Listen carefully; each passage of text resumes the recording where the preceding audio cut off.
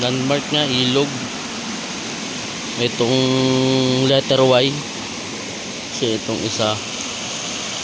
Ito po ang boundary ng Gumian at barangay ng Magsaysay. Barangay ng Gumian, may mga titulo pataas sa tabi ng Agos. At yung barangay ng Magsaysay. Ngayon, ito ang Muhon. Nakalagay o boundary. Isang malaki.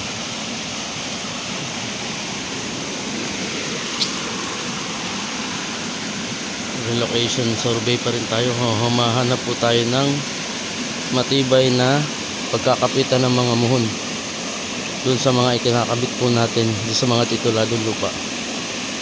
Kailangan matibay yung ating reference pinaka-boundary. Sakto naman po maulan ngayon. Today is Saturday. Hindi tayo makapag-vlog ng ibang vlog dahil meron tayong mga kailangan tapusin dito po sa pagsusukat, pag-relocate ng lupa.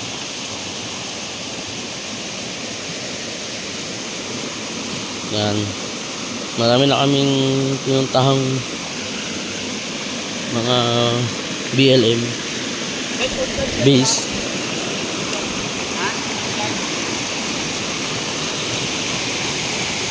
Ito. Kaya po ganyan yung tubig. Kasi umulan po ng malakas. Ngayon, buti nga po tumigil.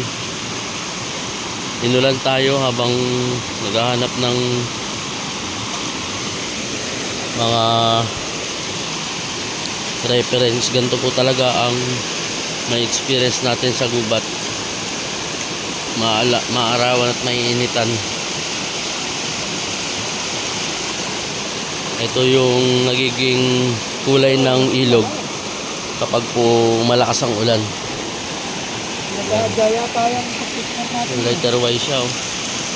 Dalawang ilog kaya hindi maliligaw. Tapos dyan po nilagay yung pinaka-boundary. Yan. Ganun lang po siya. Iwas-iwas sa mga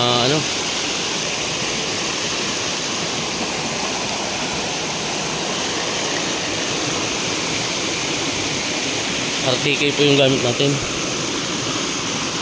para accurate. Yan po.